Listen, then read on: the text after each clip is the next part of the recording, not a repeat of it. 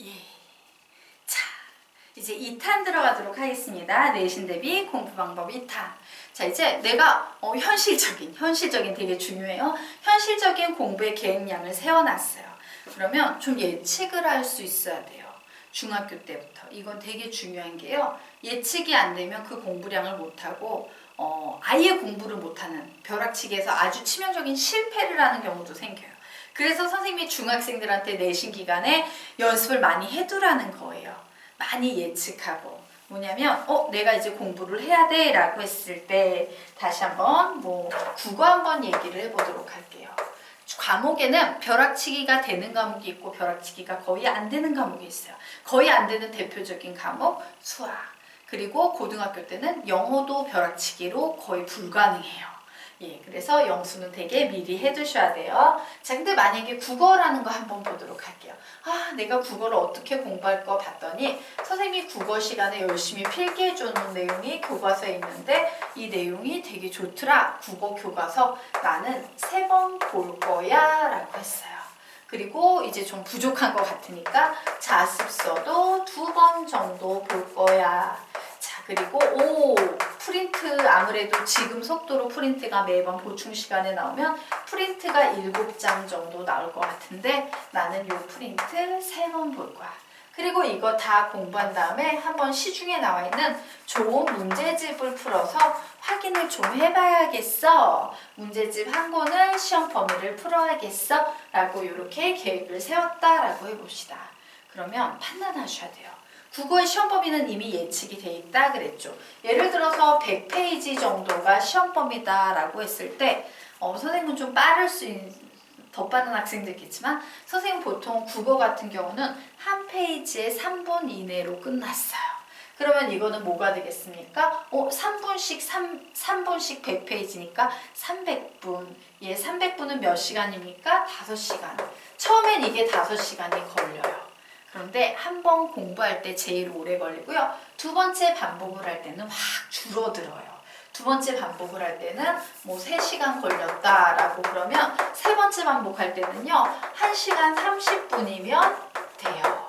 되겠습니까? 예. 그리고 잡서도 이 보충으로 한번 쭉 읽는다라고 했을 때 얘도 5시간, 3시간 요 정도 잡아놓도록 할게요. 자, 프린트 이미 수업 시간에 열심히 공부한 내용이죠. 요거는 프린트 한 장 공부를 하는데 보통 선생님은 10분 정도도 안 걸렸던 것 같아요. 예, 10분 정도도 안 걸리죠. 프린트 한 페이지 보는데 예, 별로 안 걸리죠. 그래서 7장, 그럼 5분 걸린다 치고 7호 35에 3번인 7호 35. 예, 35분 걸리는데 두 번째 볼 때는 20분이면 되고 세 번째 볼 때는 15분 정도 걸린다. 이렇게 해서 대략 1시간 정도 되는구나. 그리고 문제집 한 권을 쭉 푸는데 한 2시간, 2시간 짧을까? 3시간 정도로 잡아야겠다라고 이렇게 정리를 해놓는 겁니다. 자, 이렇게 정리를 해놓으면요. 요거는 벼락치기 막판에 해야 되는 거예요. 요 정도는 벼락치기 막판에 해주셔야 돼요. 자, 요것도 벼락치기 막판에 해주셔야 됩니다. 자, 그러므로 나머지 것들이 5시간, 8시간, 13시간, 16시간, 한 17시간 정도 된다라고 했을 때 한 달 동안의 공부량에 그 17시간을 언제 공부할지 계획을 세워야 되는 거예요. 그래, 나 벼락치기 기간에 하는 거 빼놓고 나머지 한 17시간 정도는 미리 한 달 정도 잡고 공부를 해두고 막판 벼락치기에서 3시간, 4시간, 5시간 정도 할애해서 공부를 하면 되겠구나 라고 이렇게 계획을 세워두시는 겁니다. 이렇게 모든 과목이 다시 시간이 전부 다 이런 식으로 계획이 세워져야 돼요. 그래서 이거 하다 보면 비현실적이라는 게 막 300시간 이러면 곤란한 거야. 알겠죠? 자, 그래서 이렇게 선생님이 1단계로 계획을 다 세웠습니다. 자, 그러면 이제 이 시간을 가지고 계획을 분배를 해야겠죠? 자, 분배할 때요. 이렇게 이렇게 망가진 이면지 꼭 쓰세요. 왜? 새 종이 쓰라 그랬으니까 망쳤어. 종이만 30장 넘게 새 종이를 계속 버리고 있는 강박증이 있는 학생들 본 적이 있어요. 내 얘기 아니에요. 네. 그래서 그냥 이면지를 쓰면 좀 마음이 편해요. 좀 틀려도 이면지인데 뭐 이런 느낌. 자, 그래서 이 종이를 어떻게 하냐? 접습니다. 이렇게 반 접고 다시 반 접고 다시 반 접고 예. 그리고 여기도 다시 반반 접어서 16등분 정도를 해주시면 좋을 것 같아요. 자, 이렇게 16등분 정도. 그리고 선을 그을 때 선생님 보통 선 그어서 썼습니다. 선 그을 때 그냥 접어가지고요. 이렇게 딱 볼펜으로 슉 그으면 이렇게 선이 그어지잖아. 이런 식으로 16개의 칸을 만드십시오. 되겠습니까? 자, 16개의 칸을 만들었다 치자. 만들면 거기에다가 뭘 쓰냐면 요즘에는 되게 좋은 뭐 스터디 플래너 이런 거 많이 나오잖아요. 스터디 플래너를 만드는 거예요. 근데 선생님은 스터디 플래너 하면 그 플래너 자체가 너무 왠지 예쁘게 써야 될 것 같고 부담스러워. 전혀 부담이 되지 않는 이런 걸 쓰는 걸 되게 좋아합니다. 자, 그러면 어떻게 하냐? 이제 한 칸이 있다라고 했을 때 좀 비교를 해보도록 할게요. 공부 잘하는 학생하고 공부 못하는 학생의 계획표를 좀 비교해 볼게요. 여기 이제 한 칸이 있어요. 자, 그래서 이제 내가 월요일날 뭐 예를 들어서 5월 13일 월요일이다.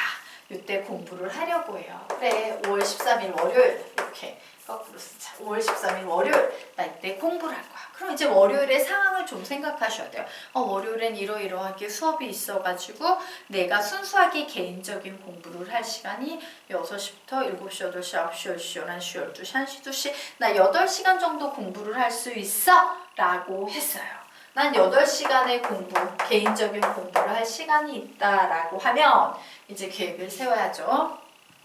그래, 국어를 내가 뭐 17시간이었나요? 아까 15시간이었나요? 예, 뭐 17시간을 공부해야 된다 그러면 그래, 나는 17시간이고 지금 시험 한 달 남았으니까 하루 1시간씩만 공부를 하면 되겠네 라고 이제 계획을 세우는 겁니다. 그런데 공부는 항상요, 시간을 기준으로 하시면 안 돼요. 페이지를 기준으로 하셔야 돼요. 그럼 생각해요. 내가 1시간 동안 공부할 수 있는 페이지가 한 페이지에 선생님 보통 3분 걸립니다 라고 했죠. 오늘 20페이지 정도 공부할 수 있겠구나 라고 이제 계획을 세웠어요.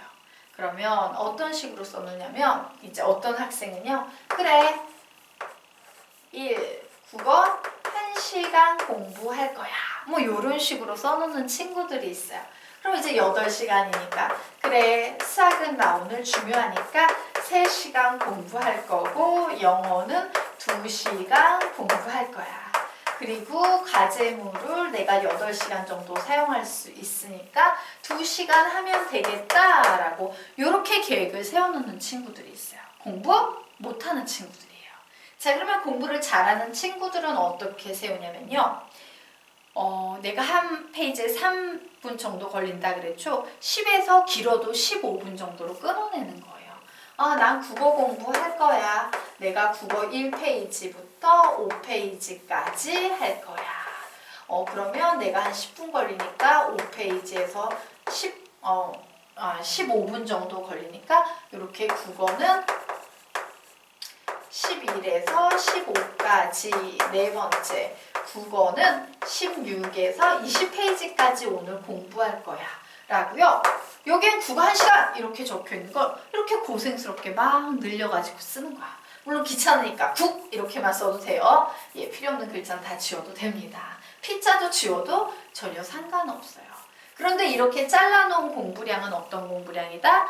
짧으면 10분, 길면 15분 이내에 할 수 있는 공부량이어야 돼요.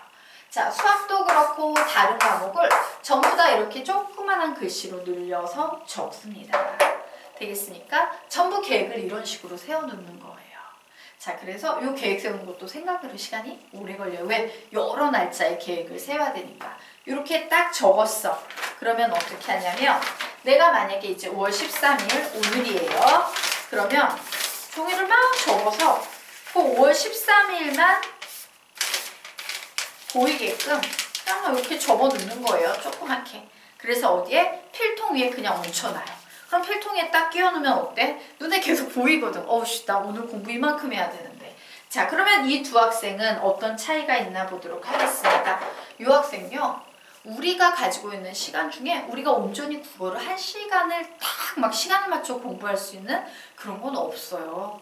수학 3시간? 야자 시간에 3시간 하면 되지. 해봐. 되나? 집중적으로. 안 돼요, 안 돼요. 그러다 보니까 뭔가 좀 공부 좀 하다가 한 40분쯤 지났는데 딴 일 생겨 못해. 수학 한 2시간 하다가 딴 일 생겨 못해. 이런 식으로 나 이거 공부했어 라고 깔끔하게 지울 수 있는 줄이 하나도 없어요. 반면에 이거는 어때요? 10에서 15분이다 보니까 나 어차피 해야 되는 공부 저녁 때 하지 말고 아우씨 노는 시간에 좀 10분만 봐도 이건 할 수 있겠는데 이런 식으로 짜투리 시간까지 활용해서 되게 쉬우니까 한 줄 지우는데 10분밖에 안 걸리니까 이렇게 나 이거 했네? 뭐 이런 식으로 계속 지워 나가는 거예요. 여러 개를 짧게 끊어져 있으니까. 그러면 이제 저녁이 됐을 때 이 학생은 분명 뭔가 공부 열심히 했어. 단지 한 줄도 못 지웠을 뿐이야. 그러면 무슨 느낌이 드냐면 공부에 대한 부담감이 들기 시작해. 아씨 한 줄도 못 줬는데 이거 한 줄 주는 거 엄청 힘든데 3시간이나 공부해야 되는데 엄청 힘든데 아씨 잠 오는데 하나도 못 줬네. 에이씨 개그 뭔 개그야. 때려쳐. 그렇게 끝나는 거야. 근데 이 학생은 이 한 줄에 대한 느낌이 어때? 남아있는 줄이 이제 몇 개 남아있어. 근데 너무 가벼운 거야. 이거 좀만 공부하면은 한 줄 10분만 공부해도 지울 수 있는 건데 몇 개 남았네? 그 정도는 하지? 해서 이렇게 지워. 지울수록 조금 남을수록 어때? 조금만 더 주면 나 다 지울 수 있어. 기분이 되게 좋을 것 같아. 그래서 이런 식으로 나눠 있는 학생은요, 심리적으로 끝까지 지우고 자요. 그리고 지우면 어때? 많이 지운 것 같아. 공부 많이 한 것 같아. 기분 좋아져서 자는 거예요. 그리고 그 기분 좋은 게 학습에 반영이 돼서 점점 강화돼요. 이 지우는데 쾌감을 느끼는 학생이 돼가는 거지. 공부 점점 잘하는. 선생님은 이렇게 공부했어요. 선생님도 물론 예전에 이렇게 계획을 세웠던 적이 있었어요. 다 실패했어요. 심리적으로.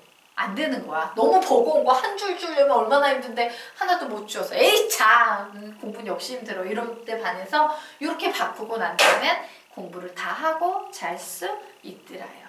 그래서 공부를 우선 이런 식으로 하는 거. 이게 2단계예요. 되겠죠? 자, 이제 엄청 중요한 3단계, 더 섬세하게 들어가는 3단계 설명드리도록 할게요. 다음 편에 빠이빠이.